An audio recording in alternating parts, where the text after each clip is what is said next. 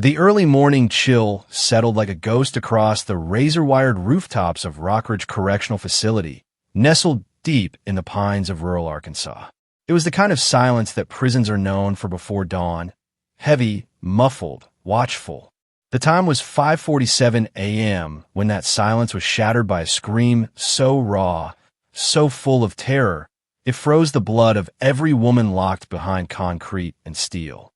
Warden Patricia Lee, a 48-year-old veteran of the correction system, was sipping burnt coffee in the break room when the radio crackled to life. East Wing. Shower corridor. We've got a screamer. She dropped the mug and ran. By the time she reached the scene, 3 guards had already converged outside the communal showers. One of the inmates, Angela Ruiz, stood against the wall, her face ghost pale, hands trembling. She couldn't speak, just kept pointing. Warden Lee pushed past the guards and opened the swinging door. Steam filled the tiled room, and the faint scent of bleach hung in the air. But it couldn't mask the stronger, sharper stench of blood. There, in the far stall, water still cascading from the rusted showerhead, lay the naked body of Jessica Monroe. Her skin was pale blue from the cold water. Her eyes were open, wide, glassy, and fixed on nothing. Blood flowed in pink rivulets across the cracked tile, converging around the drain in a slow, gurgling spiral. 15 stab wounds carved jagged paths across her chest and abdomen. The handle of a crude shiv, a sharpened metal strip wrapped in cloth, floated beside her. Back everyone out. This is a crime scene now. Warden Lee barked, trying to keep the tremor from her voice. She reached for a radio with shaking fingers. Send the med examiner and call the state homicide division. We got a DOA. Female. Inmate. And it's ugly. At 7:02 a.m., a dark gray SUV pulled into the outer gate. Detective Delilah Green stepped out. Mid-40s tall and composed, Green had the quiet strength of someone who had seen the worst of human nature and learned to carry it like a second skin. Her long trench coat flared in the wind as she approached the warden, whose expression had not softened in the hour since discovery. Detective Green, thank you for coming on such short notice, Lee said, voice clipped. We've sealed off the area, kept it exactly as it was found. I appreciate it, Green nodded. Who found the body? Inmate Angela Ruiz. She went in around 6 to use the showers. Routine access after kitchen duty. Jessica Monroe was supposed to be on that list. Delilah paused. The name sounded familiar. Jessica Monroe, 32, serving an 8-year sentence for aggravated burglary. No disciplinary issues. Not the type to end up butchered in a shower stall. Green stepped inside, gloves already on, crime kit in hand. The med examiner, Dr. Caleb Morris, knelt beside the body, scribbling in his worn notebook. 15 stab wounds. Deep. Frontal. Defensive wounds on the hands. This was personal, detective. Someone was furious. Delilah exhaled slowly. You don't stab someone 15 times unless you want them to feel it. She crouched beside the victim, studying her face. Jessica's expression was frozen in a mixture of pain and disbelief. Blood matted her short black curls. Soap still clung to her arms. Delilah stood and scanned the room. A lone bottle of shampoo had rolled against the far wall. No clothing. No towel. Whoever killed her had waited until she was most vulnerable. Find me every woman who had access to this shower after midnight, she told Warden Lee. We already pulled the logs. 4 names. One of them is her girlfriend. Delilah's brow lifted. Good. Let's start there. And just like that, a love story twisted by secrets was about to be laid bare, beneath flickering prison lights and the cold steel of truth. Detective Delilah Green stood at the threshold of the crime scene, letting the residual humidity cling to her skin as she scanned every corner of the blood-soaked shower room. The fluorescent lights above flickered intermittently, casting faint shadows across Jessica Monroe's lifeless body. The quiet now was deafening, broken only by the steady drip-drip of water from the still-running shower. She was killed right here? Delilah asked, crouching low beside Dr. Kayla Morris. Right here. The spray hadn't stopped when we found her. No drag marks. No sign she was moved post-mortem. Delilah glanced at the blood patterns, a a spiderweb of diluted red arcing from the center outward. 15 stab wounds. That's not panic. That's rage. And control, Morris added. The blade was angled consistently. Whoever did this knew what they were doing, or knew exactly what they wanted to do. Delilah nodded and rose slowly. She looked up at the cracked security camera above the door. A red light blinked, but dimly. Is that thing operational? She asked one of the guards. Not since last week, the young man replied. Maintenance requests got backlogged. Of course it did, she muttered. Because why would anything be easy? She stepped into the hallway, where Warden Patricia Lee was waiting, arms crossed, face tight with anxiety. We've locked down the East Wing. No one's moving unless you say so, Lee said. Appreciate it, Delilah replied. I need a list of every inmate who had shower privileges between midnight and 6 a.m., and your log of who was on shift. Lee hesitated, just for a second, but Delilah caught it. Something wrong with the logs? No, Lee said quickly. We only had one person monitoring that wing overnight. It's a light shift. One person? Delilah raised an eyebrow. It was me. I was on duty from 10 p.m. to 6. And where were you between 2 and 3:30? I took a personal call, Lee admitted, adjusting the collar of her uniform. My daughter's sick. She called crying. I stepped away for maybe 15 minutes. Delilah didn't press. Not yet. She just made a mental note. 15 minutes was long enough to make someone disappear. It was also long enough to kill them. Back in the administrative wing, Delilah was handed a clipboard containing the names of the 4 women authorized to shower during the after-hours window. Her eyes scanned them carefully. Jessica Monroe, deceased. Samantha Blake, cellmate, romantic partner. Erica Reynolds, kitchen duty. Louise Green, janitorial rotation. For women. One of them was now dead. That narrowed the list of direct witnesses, or suspects, to 3. She called them one by one to an unused visitation room, beginning with Samantha Blake. The young woman entered hesitantly, her pale, freckled face framed by disheveled, strawberry blonde hair. She looked broken, not in the violent way that leaves someone dangerous, but in the soft, crumbling way people look when trust is taken from them. You were close with Jessica? Delilah began gently, flipping open her notebook. We were together, Samantha replied, voice thin as a thread. Since last spring. And how was that relationship going? It was good, she said, eyes darting. We loved each other. Or I thought we did. Delilah looked up sharply. You thought you did? She lied to me, Samantha said, barely a whisper. About what? Samantha's chin trembled. She clenched her fists in her lap. She was HIV positive, and she never told me.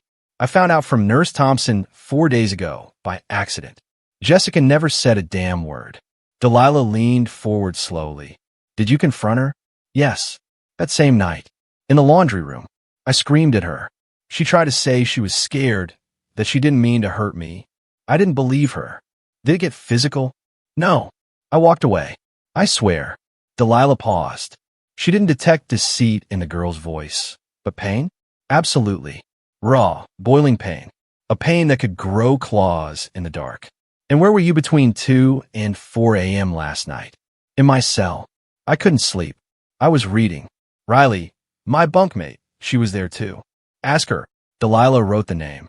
Riley Chapman. A new thread pulled loose in her mind. The same Riley who had once been with Jessica before Samantha. The same Riley who, as rumor had it, didn't take rejection well.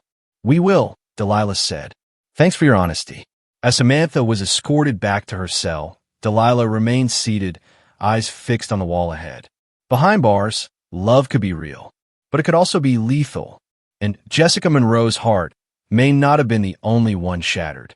Detective Delilah Green stood by the frosted window of the visitation room, arms crossed, her breath just faintly visible in the cold. Samantha's confession had opened a door, a narrow crack into the shadows behind Jessica Monroe's death. But Green knew the full truth wasn't going to be handed over. Not here. Not in prison. Here, every truth came with a price. And most people prefer to lie.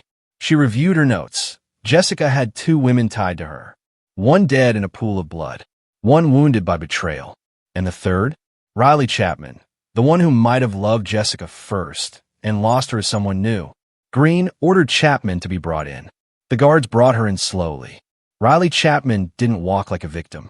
She walked like a woman who'd seen more than she should and decided she no longer gave a damn. Tall, lean, in her early 30s, her face was hardened. Chin forward, eyes sharp, lips pressed in a flat, unreadable line. Her short black hair was slicked back, and there was a faded phoenix tattoo peeking from under her collarbone. She sat across from Green with arms folded. "So," Delilah began, setting her notebook aside, "you and Jessica Monroe used to be close." "Define close," Riley shot back without blinking. "Intimate. Romantic. The kind of close that doesn't just disappear overnight." "That was a long time ago," Riley replied, her voice cold. "Jessica got bored. She moved on. She always did." Delilah tilted her head, watching her carefully. "She moved on? To Samantha?" Riley snorted and leaned back in her chair. "Yeah, that poor girl never stood a chance. You could see a mile away. Jessica had a way of making you feel like you were the only person in the world, and then she'd take that away the second someone shinier walked in." Delilah let the silence settle between them for a moment. "And you? How did you take it when she moved on?" "I didn't care," Riley said too quickly. "You didn't care that the woman who gave you HIV left you for someone else?" Delilah's voice dropped to a thread, her eyes narrowing. Riley blinked slowly but didn't answer right away. "I don't talk about that," she finally said. "And you got no right to bring it up." "I do," Delilah said firmly. "This is a murder investigation, Miss Chapman. And secrets, especially the ones that fester, tend to bleed into motive." For a brief moment, something flickered in Riley's expression. A tremor, a ghost of pain. But it vanished as quickly as it came. "I didn't kill her," she muttered. "If that's what you're thinking. I was in my damn cell all night." "Can anyone confirm that?" "Samantha can. We're bunkmates. She was awake half the night. Crying mostly." "You two close now?" Riley looked away. "Closer than I expected," she murmured. Delilah leaned forward, her voice steady calm. "Do you still have feelings for Jessica?" "No. What I had for her, she killed that long before she got stabbed." "And what about Samantha?" Riley's eyes finally flicked back to the detective, sharp and cautious. "She's a good person," Riley said simply. "Too good for this place." "So, when she told you about Jessica's HIV status, how did you react?" "Angry," Riley admitted. "I mean, hell, I wanted to strangle her." "Jessica, not Sam." Delilah nodded, slowly. "But you didn't." "I told Sam to stay away from her, to forget her. But she didn't listen. Love does that, I guess. Makes fools of everyone." Delilah studied her for a long, silent beat. Riley didn't squirm, didn't flinch, but there was something in her, coiled, tense, like a rattlesnake under a boot. Maybe she didn't kill Jessica, but she had motive, opportunity, and a past laced with bitterness. "Do you think Jessica meant to hurt Samantha the way she hurt you?" Delilah asked. Riley laughed softly, bitterly. "Jessica never thought that far ahead. She just took what she wanted when she wanted it. And when people got sick or hurt or left in pieces, she just walked away. She walked away from me, and she was about to do it again. Sam deserved better." Delilah stood. "Thank you, Miss Chapman. That'll be all for now." As the guards escorted Riley back to her cell, Green stared at the closed door for a long moment. Her gut twisted. She knew that kind of cold fury too well. Not the fire that kills in the heat of the moment, but the ice that builds over time. Quiet, patient, deadly.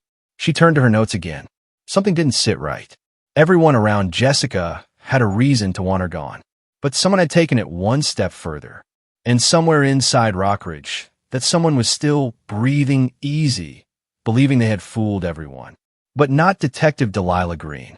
Detective Delilah Green sat alone in the empty briefing room just off the East Wing corridor, flipping slowly through her notes. The fluorescent light above buzzed softly, casting a pale glow over the paper-strewn table.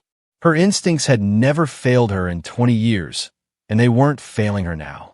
Something about Riley Chapman was off. She wasn't panicking. She wasn't defensive. She wasn't even truly grieving. She was waiting. And Delilah had seen that kind of calm before, from soldiers who'd already pulled the trigger and were just waiting to be caught. Down the hall, forensics tech Marcus Lyle knocked twice and entered. We pulled some interesting stuff from the utility closet near the shower corridor, he said, handing over a plastic evidence bag. Delilah held it up to the light. Inside was a stained mop head, stiff and caked with blood. More Monroe's blood? Confirmed. But here's the kicker. We also found a partial fingerprint on the mop handle. One clean enough to match. Delilah raised her eyebrows. Tell me it's not Jessica's. It's not. It belongs to Samantha Blake. A chill crept down Delilah's spine. And what about that earring we found in the back room? Silver stud, small sapphire. We ran it. DNA comes back to Samantha, too. And we confirmed the second earring in her personal effects. Delilah leaned back in her chair, staring at the ceiling. So, a blood-soaked mop and an earring in a closet she had no reason to be in. Exactly. How the hell did her stuff end up there? That, Marcus said, is the million-dollar question. By noon, the storm outside had turned into a bitter sleet. Delilah walked back toward the east wing, her boots tapping steadily down the linoleum corridor. Inmates stared from behind reinforced glass as she passed. There was a hum of tension in the air now, people whispering, pointing, retreating into corners when she turned her head. They could feel it. Something was coming. Delilah found herself back in Jessica Monroe's cell. The mattress was stripped, belongings bagged and tagged, but one item still rested on the small wooden shelf by the bed. A paperback novel with a torn cover. Something about the placement looked odd. She picked it up. Inside, wedged between chapter 9 and 10, was a folded notebook page, yellowed at the edge and written in tight cursive. Samantha's getting suspicious. I know I should tell her, but I can't. If she finds out, she'll leave me. Just like Riley did. I need her too much. I think I love her. I really think I do. Delilah folded the paper again, her eyes narrowing. This wasn't just a manipulator's diary entry. This was panic, regret, maybe even guilt. Maybe Jessica had loved Samantha. Maybe that was what made this betrayal so potent, so fatal. Back in the security room, Delilah sifted through hours of grainy surveillance footage. The camera just outside cell block B had limited visibility, but at exactly 2:41 a.m., a figure moved swiftly across the far end of the frame. It was hard to make out any details in the low-res image, but the person was wearing prison-issue slippers, slim build, and had a distinctive spot on the shoulder, a pale reflection from something shiny. Delilah slowed the footage frame by frame. There it was again, the glint of light catching something metallic, maybe a necklace or earring. She pulled up Riley's intake photo. No jewelry, no metal. Then she looked at Samantha's. A tiny silver cross necklace, granted special permission by the chaplain. Her mouth went dry. She told herself Riley had the motive. But what if motive wasn't enough? What if the one who'd actually killed Jessica hadn't done it in rage but in despair? Delilah called Nurse Thompson to her office. The middle-aged woman entered with a clipboard, glasses fogged from the outside wind. Detective, she nodded. How can I help? I need confirmation. When did Samantha Blake get tested for HIV? 4 days ago, after she found out about Jessica's condition. And the results? Just came in this morning. She's negative. Delilah sat in silence. You're sure? Absolutely. If she were infected, it would have shown up. And Jessica? How long had she been positive? Nurse Thompson hesitated, then opened Jessica's chart. Looks like over a year. Possibly 18 months. She was diagnosed late. Symptoms already beginning to present. Delilah's jaw clenched. Jessica had known. All that time, she had known. And she'd said nothing. To Riley. To Samantha. That night, Delilah returned to her motel room with a heavy heart. She sat at the small desk by the window, listening to the low hum of the heater. Outside, sleet tapped softly against the glass. She stared at the timeline she'd scrawled out on a legal pad. Jessica lies about her status. Samantha finds out. Riley is already bitter. Samantha confides in Riley. Jessica is dead 4 days later. Samantha's DNA at the scene. But Riley had the tools, the rage, and the past. Was it possible both of them had played a role? Or was someone being framed? Or worse, was someone trying to protect the other? She flipped open her phone and left a message for the prison warden. I want both Samantha Blake and Riley Chapman brought in. Separate rooms. We're going to get to the bottom of this tonight. And this time, there would be no lies left standing.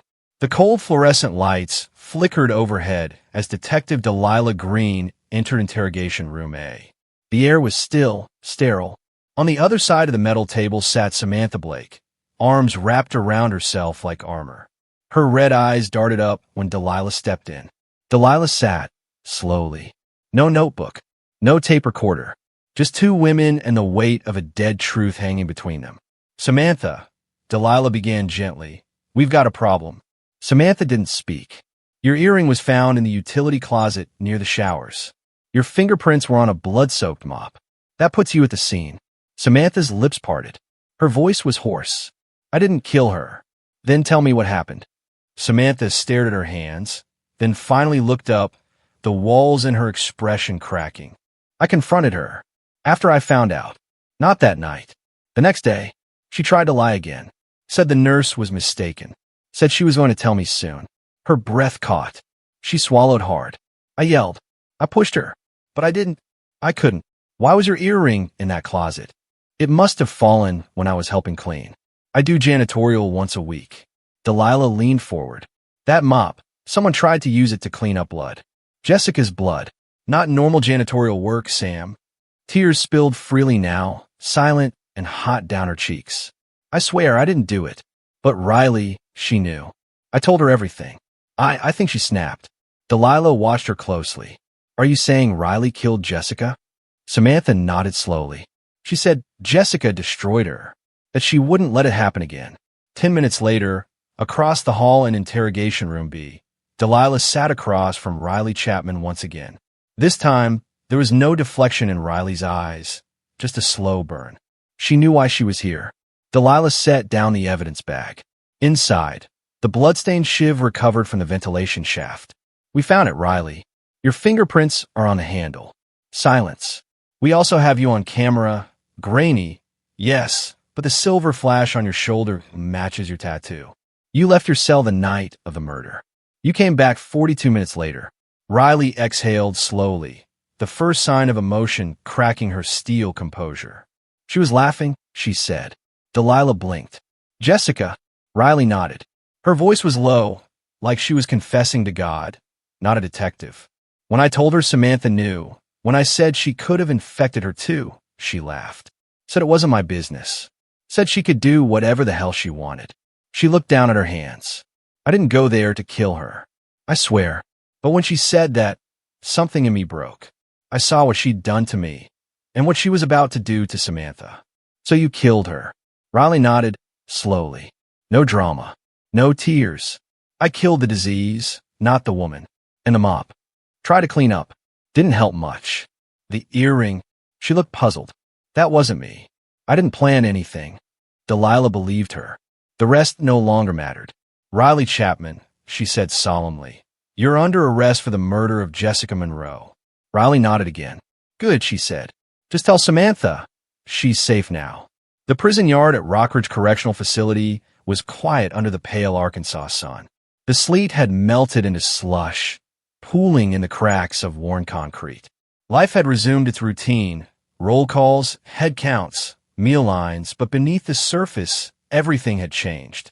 Inside the administrative wing, Detective Delilah Green stood in front of a rusted locker, packing her case files into a brown accordion folder. It was over. Riley Chapman had confessed. The weapon was recovered. The forensics were irrefutable. A case that had once felt like it would crumble under silence now stood clear as ice. But Delilah didn't feel like celebrating. She closed the file slowly, then turned as Warden Patricia Lee entered the room, eyes tired but grateful. Never thought we'd get the truth, Lee said softly. The truth was always there, Delilah replied. It just needed someone willing to face it. They exchanged a quiet nod. There was no victory in this kind of justice, only resolution. 3 weeks later, Riley Chapman stood in court wearing the orange jumpsuit issued to those awaiting transfer to state custody.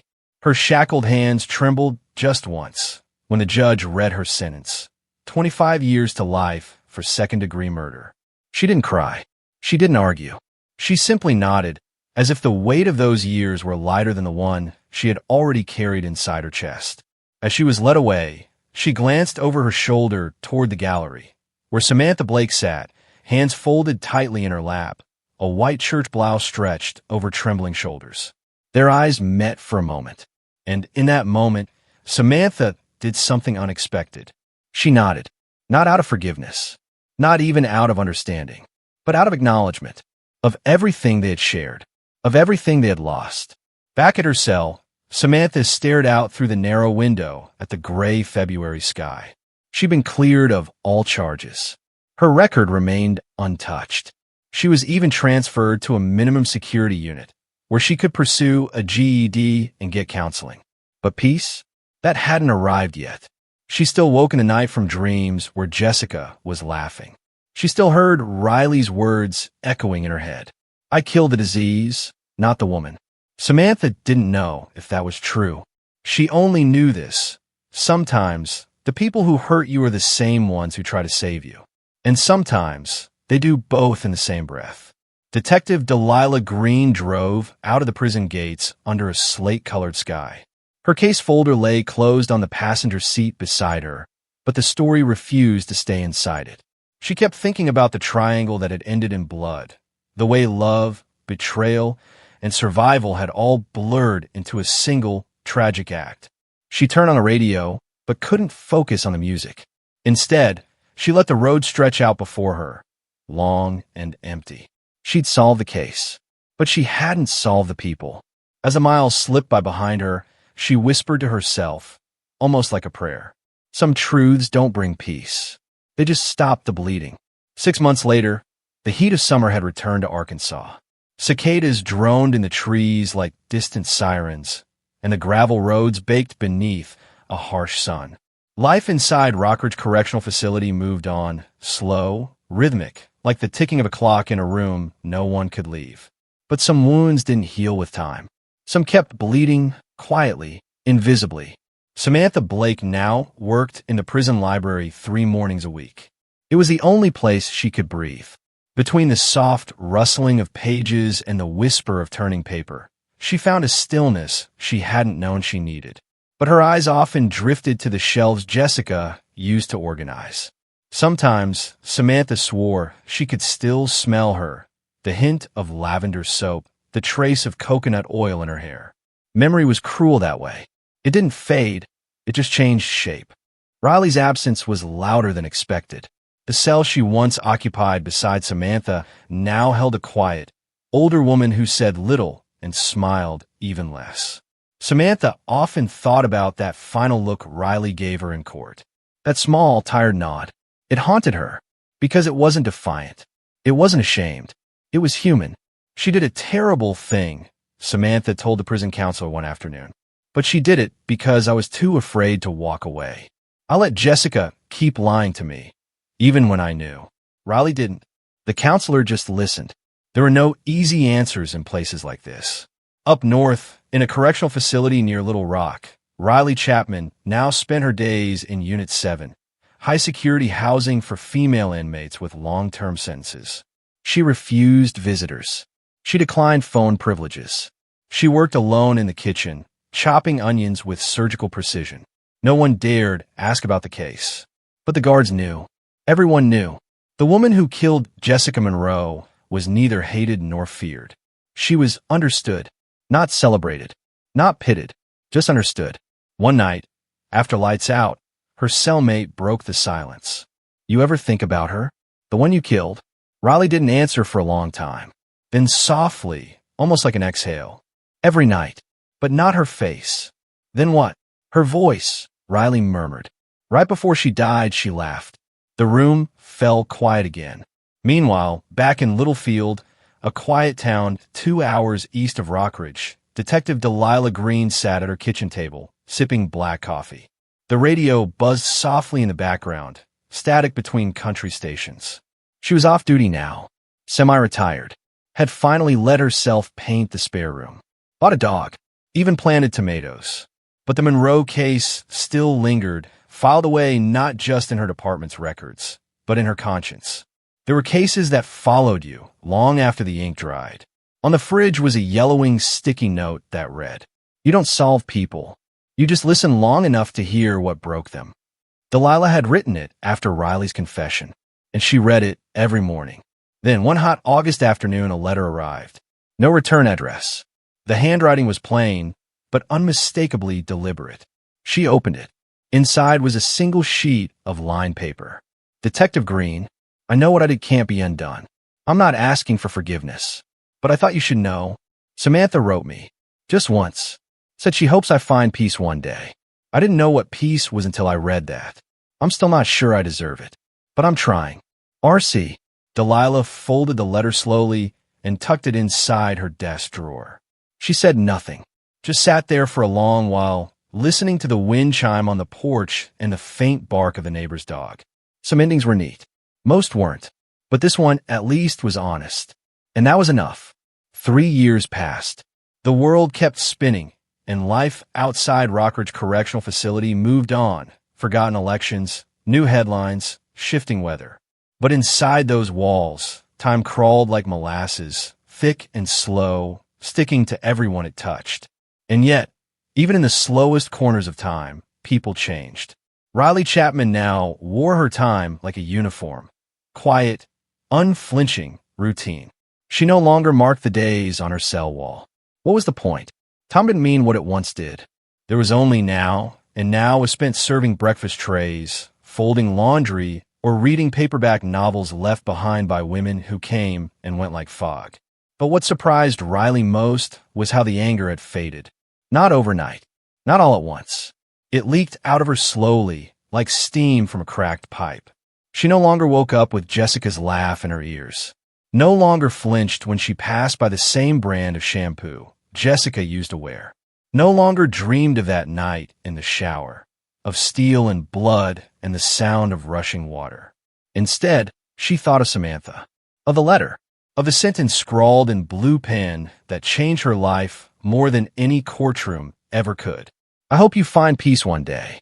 Riley didn't know what peace looked like, but she was trying to build it, out of quiet mornings, library shifts, and small moments of kindness.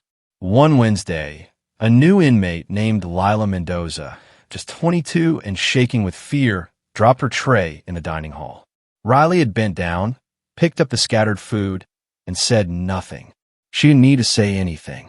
It was the first act of care she'd offered anyone in years. And it felt right. Back in Rockridge, Samantha Blake had finished her GED and started attending therapy 3 times a week. She'd even joined the chapel choir, something she never thought she'd do. Not because she was religious, but because music was the only thing that made her feel connected to the version of herself that existed before Jessica, before Riley, before the nightmare. She never told anyone she wrote to Riley that first time, and she definitely didn't tell anyone she kept writing. Once every few months, short letters. Never long, never emotional, just fragments of thought. We planted tomatoes in the community garden. I forgot what dirt felt like. Sometimes I still smell her perfume in my dreams. I'm learning to like the quiet. Riley rarely responded, but she always read them. And Samantha knew it. One afternoon, Detective Delilah Green, now fully retired, sat on the front porch of her modest home in Littlefield. Her dog, a golden retriever named Clyde, snored at her feet.